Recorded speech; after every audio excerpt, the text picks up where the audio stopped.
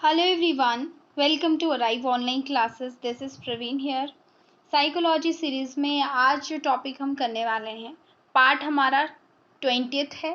इसमें हम पर्सनैलिटी पिछले टॉपिक में हमने शुरू किया था, पिछली वीडियो में पर्सनैलिटी, उसके बारे में, उसके करेक्टर, एनसीईआरटी से हमने क्या क्या चीज़ें इंपॉर्टेंट है ये सारे टॉपिक्स देखे थे। उसी टॉपिक को हम फॉरवर्ड कर रहे हैं आज की वीडियो में। स्टेजेस ऑफ पर्सनैलिटी डेवलपमेंट आपको बताने वाली हूँ जो कि फ्राइड ने दी हैं। साथ में स्ट्रक्चर ऑफ पर्सनैलिटी की थोड़ी बात करेंगे और इसके बाद जो टॉपिक रहेगा वो रहेगा आपका कि पर्सनैलिटी के लिए डिफरेंट टेस्ट यूज होते हैं, वहाँ से क्या क्या क्वेश्चन आते हैं। सबसे ज़्यादा पूछे जाने वाला टेट, ठीक है, थीमेटिक एप्रिसिएशन टेस्ट बार बार पूछा जाता है। इसके साथ अलॉन्ग विद दैट हमारे पास एनसीईआरटी में और भी टेस्ट है, उनके बारे में भी हम डिस्कस करने वाले हैं। तो यहाँ पे चलिए शुरू करते हैं हम आज का वीडियो और पर्सनालिटी डेवलपमेंट की स्टेजेस जो कि सिगमंड फ्राइड ने दी थी। इन स्टेजेस में ही claimed that the core aspect of personality are established early, remain stable throughout life and can be changed only with great difficulty। ये कहते हैं कि जो पर्सनालिटी है, जैसे हमने कल भी देखा था, एक कैरेक्टर देखा था कि इजीली उसे हम चेंज नहीं कर सकते हैं, उसी तरह से यहाँ पे ये एक पर्सनालिटी ऐसा एक कंसेप्ट है जो एस्टेब्लिश हो जाता है, जैसे जिसका व्यवहार, व्यक्तित्व बन जाता है, स्टेबल रहता है थ्रू आउट लाइफ, और अगर इसे चेंज भी करना है तो उसके लिए काफ़ी डिफ़िकल्टीज फेस करनी पड़ती हैं। उसके लिए स्ट्रॉन्ग जो है वो एक्सटर्नल और इंटरनल फैक्टर रिस्पॉन्सिबल हो सकते हैं। यहाँ पे जो है 5 स्टेजेस ऑफ पर्सनैलिटी के बारे में कहा गया है according to NCERT. Question directly ये भी पूछा जा सकता है कितनी स्टेजेस है, 5 स्टेजेस है। 1 is oral stage, anal stage, phallic stage, latency stage and genital stage. 1 by 1 सबको डिस्कस करते हैं। सो फर्स्ट स्टेज है ओरल स्टेज। ये स्टेज न्यूबॉर्न बेबी के साथ कोरिलेट की गई है। तो जो भी एक्टिविटीज एक न्यूबॉर्न बेबी की रहती हैं उसी से हम इसको कोरिलेट करेंगे। बच्चा छोटा होता है, इन्फेंट जिसको हम बोल सकते हैं। Primary pleasure seeking centre stage जिसको हम कहते हैं, जिसमें बच्चा various oral activities like the feeding, वो ब्रेस्ट मिल्क, मदर का दूध पी रहा है, थम सकिंग कर रहा है, अंगूठा चूस रहा है जैसे हम बोलते हैं, बाइटिंग कर रहा है, बबलिंग कर रहा है, तो यही सब चीजें उसकी होती हैं। और ये ड्यूरिंग अर्ली मंथ जो उसके डेवलपमेंट के होते हैं, जस्ट आफ्टर देयर बर्थ, तो ये वहाँ पे ऐसी फीलिंग जो है एस्टेब्लिश करता है। फ्राइड ने ये भी कहा हुआ है इस स्टेज में कि अगर मान लीजिए हम किसी अडल्ट की बात कर रहे हैं जो एक मतलब जब वो अडल्ट स्टेज में है तो दुनिया के लिए वो एक बिटर प्लेस, दुनिया उसे मतलब अच्छी नहीं लग रही है, तो इसका भावार्थ ये है कि उसकी अर्ली स्टेज जो ओरल स्टेज उसकी थी वहां पे उसको कुछ ना कुछ डिफिकल्टी रही होगी उसको एस्टेब्लिश करने के लिए। ये चीज भी एनसीईआरटी में मेंशन की हुई है। नेक्स्ट है आपके पास एनल स्टेज। आपको मेन पॉइंट याद रखने हैं कि जैसे यहाँ पे न्यूबॉर्न से रिलेटेड है और primary pleasure seeking centre stage है, और इसमें जो है कौन कौन सी चीज़ें, जैसे कि फीडिंग हो गया, ब्रेस्ट फीडिंग, थम सकिंग, ठीक है, बाइटिंग, बबलिंग, ये सब जो है मेन पॉइंट यहाँ के बनते हैं।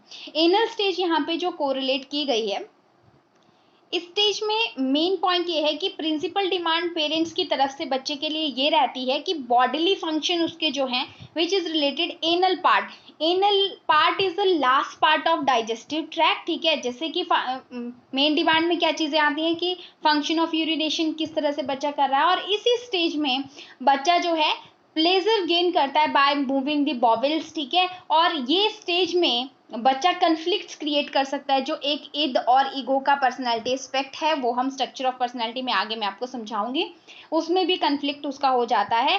और कई बार जो है इद और ईगो के बीच में या फिर डिजायर ऑफ बॉडिश प्लेजर हो सकता है उसका, या डिमांड फॉर अडल्ट, ये चीज उसमें कहीं ना कहीं वहां पे एनल स्टेज में देखने को मिलती है, जो कि सिगमंड फ्राइड ने एक्सप्लेन करी है। नेक्स्ट पेज है फैलिक स्टेज। एक बहुत ही स्ट्रेंज चीज़ मैं आपको बताती हूँ। While I am reading NCERT तो मुझे एक चीज़ ऐसा मिला, एक नई दो वर्ड थे, शायद आपके लिए भी नए हो सकते हैं, ऑडिपस, और एक है आपके पास एक इलेक्ट्रा वर्ड। ये complexes, Oedipus complex and Electra complex, ये एक ग्रीक जो करेक्टर थे वहाँ से, मतलब पर्सन के नेम से ये लिया गया है। फेलिक स्टेज में ये चीज़ बात की गई है कि इस स्टेज में जो स्टूडेंट्स हैं, जो चिल्ड्रन हैं, जो या फिर हम कोई इंडिविजुअल बोल सकते हैं, वो difference between male and female body को अंडरस्टैंड करना शुरू करते हैं। सेक्चुअलिटी क्या होती है, सेक्चुअल रिलेशनशिप्स क्या होते हैं, और स्पेशली विद देयर पेरेंट्स। यहाँ पे मेंशन किया हुआ है कि with their parents, sexual relationship with their parents. During this stage जो बच्चे होते हैं वो यूजुअली अपने मदर फादर की तरफ अट्रैक्ट होते हैं। इसी चीज़ को क्या नाम दिया गया है, देखिए एनसीईआरटी में ये मेंशन है, ओडिपस को ओडिपस कॉम्प्लेक्स के नाम से एक चीज़ कही गई है, और उसमें ये चीज़ लिखी हुई है कि ओडिपस जो है it involves love for mother, यानी कि कोई मेल बच्चा है वो अपनी मदर के लिए अपना लव जो है वो एक क्रिएट कर रहा है, और फादर के लिए उसकी हेट हो रही है, फादर को हेट करेगा। ये एक स्टोरी भी के बारे में भी बात की गई है एनसीईआरटी में कि Oedipus was a Greek king, एक ग्रीक का किंग होता था जिसने कि अपने फादर को मार दिया था just to marry with her mother, sorry with his mother. तो मदर के साथ सेक्सुअल रिलेशनशिप बिल्ड करने के लिए इसी चीज को, इसीलिए ओडिपस किंग का नाम था, यहीं से ओडिपस कॉम्प्लेक्स जनरेट हुआ ये कंसेप्ट। वैसे ही एक कंसेप्ट दिया हुआ है एलिक्टा, ये एक लड़की का नाम है जो कि ग्रीक की ही थी, और उन्होंने क्या करा था, उसका जो अफेक्शन हो गया था वो अपने एक तरह से अपने कह सकते हो आपकी फैमिली में ब्रदर के साथ। एनसीईआरटी में बिल्कुल मेंशन किया हुआ है कि उन्होंने क्या करा, ग्रीक करेक्टर जो थी Electra who induced her brother to kill the mother, तो मदर को उन्होंने किल कर दिया just to marry his brother. After that जब उन्होंने अपनी मदर को किल कर दिया उसके बाद उन्होंने अपने भाई को जो है वो क्या कर लिया, उसके साथ शादी कर ली। तो इस स्टेज में, फेलिक स्टेज में एक्चुअली मुझे ये बिल्कुल भी समझ में नहीं आई कि ऐसा सच में, मतलब बहुत, मैंने तो ऐसा कुछ देखा नहीं है, बट हाँ अगर स्टोरी कुछ ऐसा दे के रखा तो ऑब्वियसली कुछ हुआ होगा जिसके बेसिस पे ये सिगमंड फ्राइड ने कुछ कहा है फेलिक स्टेज में, कि इस स्टेज में अपोजिट सेक्स के लिए तो अट्रैक्शन होती है, बट इन द फैमिली ही या तो ब्रदर या फिर मदर फादर के साथ अफेक्शन हो जाता है, जिसकी वजह से ये कॉम्प्लेक्स, ऑडिपस कॉम्प्लेक्स और इलेक्ट्रा कॉम्प्लेक्स के बारे में बात की हुई है। नेक्स्ट स्टेज है लिटेंसी स्टेज। इस स्टेज में सिगमंड फ्राइड ने बताया हुआ है कि ये जो है 7 साल से चलती है और प्यूबर्टी तक रहती है। इन्होंने मेंशन किया है कि इस स्टेज में बच्चा फिजिकली ग्रो करेगा, लेकिन सेक्सुअल जो अर्ज है उसका वो रिलेटिवली इनएक्टिव रहेगा। आपको ये पॉइंट नोट डाउन करना है, इस स्टेज में मेंशन किया हुआ है कि इनएक्टिव रहेगा। चिल्ड्रन के अंदर काफ़ी एनर्जी होगी, ताकि जो उसके पास सोशल टास्क आ रहे हैं उन एक्टिविटीज़ को अच्छे से करने की, अचीव करने की उसके अंदर काफ़ी एनर्जी रहेगी। ये 2-4 मेन पॉइंट यहाँ पे दिया हुआ है। नेक्स्ट है जेनाइटल स्टेज और फेज। इसमें क्या है कि पर्सन एक जो है मेच्योरिटी, साइकोसेक्चुअल डेवलपमेंट जो है उसके अंदर आ जाता है, सेक्चुअलिटी, फियर, ठीक है, फीलिंग्स वगैरह सारी उसके अंदर डेवलप होती है। इस स्टेज के अंदर बच्चा या कोई पर्सन जो है वो लर्न करता है कि कैसे वो डील करे सिचुएशंस के साथ, और कैसे वो रिएक्ट करे अपोजिट सेक्स के साथ, और कैसे वो सेक्चुअली मेच्योर वे में दूसरों के साथ एक बिहेव करे। जेनाइटल वर्ड का मतलब ये है जब आप टोटली जो है वो सेक्चुअल या इंटरकोर्स में इन्वॉल्व हो जाते हैं। यहाँ पे ये तो थी स्टेजेस जो सिगमंड फ्राइड ने जो जो कहा, ठीक है, बट मैं तो पर्सनली अगर बात कहूँ तो इस तरह की डेवलपमेंट की स्टेजेस हम, स्पेशली फेलिक स्टेज वाला कंसेप्ट तो मुझे देखने को नहीं मिलता है, बट एक एग्जाम्पल के बेसिस पे सिगमंड फ्राइड ने इस तरह से ये कहा है। पर्सनैलिटी डेवलपमेंट, हाँ कोई इंडिविजुअल ऐसा हो सकता है। अब यहाँ पे कुछ और चीज़ें जो कि कही हैं फ्राइड ने, उन्होंने कहा है कि एक कोई भी चाइल्ड है वो प्रोसीड करता है, पहले एक स्टेज को प्रोसीड करेगा तभी दूसरी स्टेज को प्रोसीड वो करेगा, एक के बाद दूसरा। और ये लिखा हुआ है कि अगर मान लीजिए किसी स्टेज को अच्छे से अचीव करने में, वो स्टेज के जो करेक्टर हैं वो उसमें नहीं आए, सक्सेसफुली वो पास नहीं हुआ उस स्टेज में, तो फिक्सेशन हो जाती है उस स्टेज की। जैसे फॉर एग्जाम्पल कोई बच्चा है, अगर वो सक्सेसफुली जो है फेलिक स्टेज में फेल हो जाता है, पास नहीं हुआ, फेल हो गया, तो ऑडिपस कॉम्प्लेक्स उसमें फिट हो सकता है, और वो हॉस्टाइल हो सकता है toward there parent of the same sex. तो उसके लिए ऑडिपस कॉम्प्लेक्स उसके अंदर आ सकता है फेलिक स्टेज को अगर वो ओवरकम नहीं किया और अगली स्टेज उसमें नहीं आई, ठीक है। जैसे फेलिक स्टेज में उन्होंने बोला ना कि मान लो जैसे कि कोई गर्ल है तो वो अपने मदर के लिए हेट रखेगी, वेदर की अपने ब्रदर के लिए और फादर के लिए जो है अफेक्शन रखेगी। तो इस तरह के कॉम्प्लेक्स जो है नहीं रहना चाहिए बच्चों के अंदर, उसको ओवरकम करना है। नहीं तो वो अगर ऐसा है तो फिर उसको हम क्या नाम देंगे, ऑडिपस कॉम्प्लेक्स का नाम दे देंगे। इस स्टेज पे अटकना नहीं चाहिए वो, ठीक है। ये भी चीज़ जो है वो फ्राइड ने अपनी थ्योरी के अंदर मेंशन करी है। इसके बाद यहाँ पे स्ट्रक्चर ऑफ पर्सनैलिटी, हालांकि स्ट्रक्चर ऑफ पर्सनैलिटी पे मैं सेपरेट वीडियो भी बना चुकी हूँ, इद, ईगो और सुपर ईगो। यहाँ पे 3 पॉइंट सबसे ज़्यादा इंपॉर्टेंट रहते हैं। ईद, ईगो और सुपर ईगो जो है वो पर्सनैलिटी के एक बहुत ही इंपॉर्टेंट एस्पेक्ट हैं, और या आप स्ट्रक्चर बोल सकते हैं।